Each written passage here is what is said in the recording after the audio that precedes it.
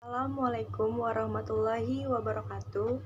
Perkenalkan, kami dari kelompok 5 Prodi Manajemen, mata kuliah Manajemen Operasional ingin mempresentasikan hasil diskusi kami.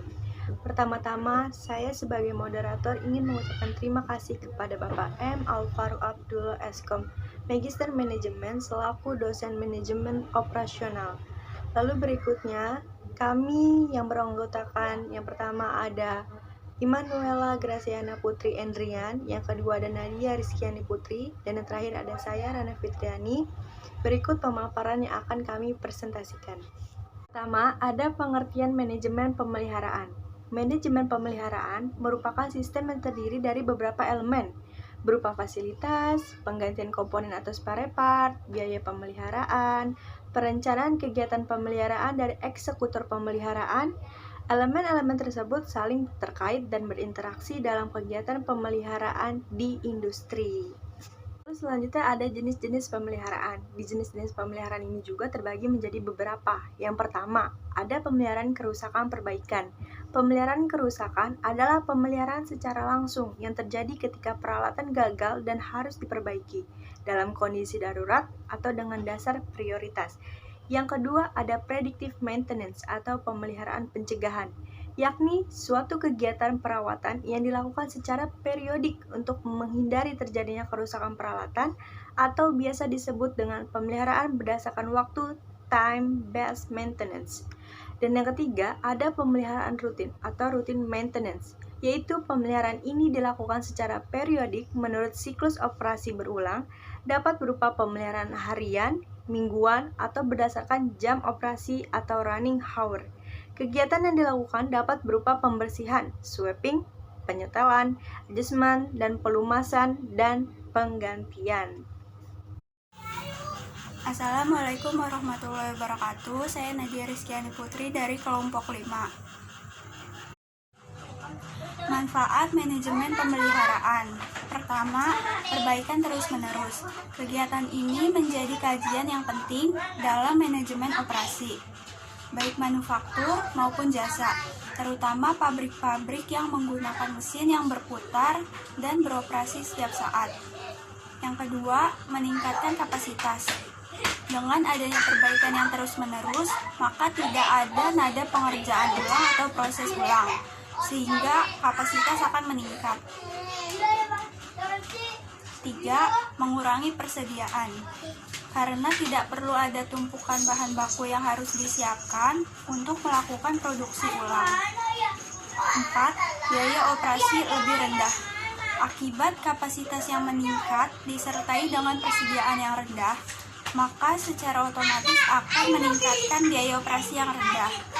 Tidak perlu menyimpan bahan baku dan tidak perlu adanya biaya tambahan karena proses pengerjaan ulang.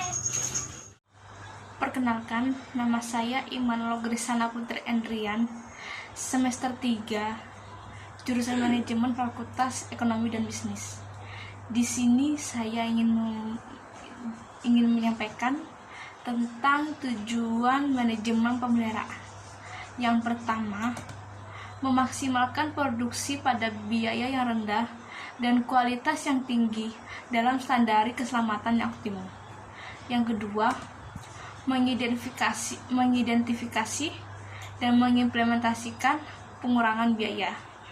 Yang ketiga, memberikan laporan yang akurat tentang pemeliharaan peralatan, mengumpulkan informasi yang penting tentang biaya pemeliharaan, mengoptimalkan sumber daya pemeliharaan, mengoptimalkan usia peralatan, meminimalkan penggunaan energi, meminimalkan persediaan. Faktor-faktor yang mempengaruhi pemeliharaan.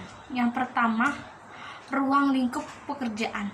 Untuk tindakan yang tepat, pekerjaan yang dilakukan perlu diberi petunjuk atau pengarahan yang lengkap dan jelas.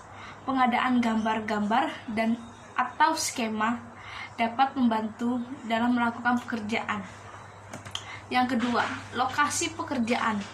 Lokasi pekerjaan yang tepat di mana tugas dilakukan merupakan informasi yang mempercepat pelaksanaan pekerjaan. penunjukan lokasi akan mudah dengan memberi kode tertentu. Misalnya kode nomor gedung dan nomor departemen. Yang ketiga, prioritas pekerjaan. Prioritas pekerjaan harus dikontrol sehingga pekerjaan dilakukan sesuai dengan urutan yang benar. Jika suatu mesin mempunyai peranan penting, maka perlu memberi mesin tersebut prioritas utama. Yang keempat, metode yang digunakan. Membeli kemudian memasang sangat berbeda artinya dengan membuat kemudian memasang. Meskipun banyak pekerjaan bisa dilakukan dengan berbagai cara, namun akan lebih baik jika penyelesaian pekerjaan tersebut dilakukan dengan metode yang sesuai dengan keahlian yang dipunyai. Yang kelima, kebutuhan material.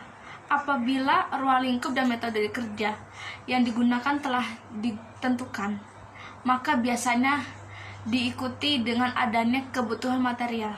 Material yang dibutuhkan ini harus selalu tersedia. Presentasi yang disampaikan oleh kelompok 5, kurang lebihnya kami mohon maaf. Terima kasih. Wassalamualaikum warahmatullahi wabarakatuh.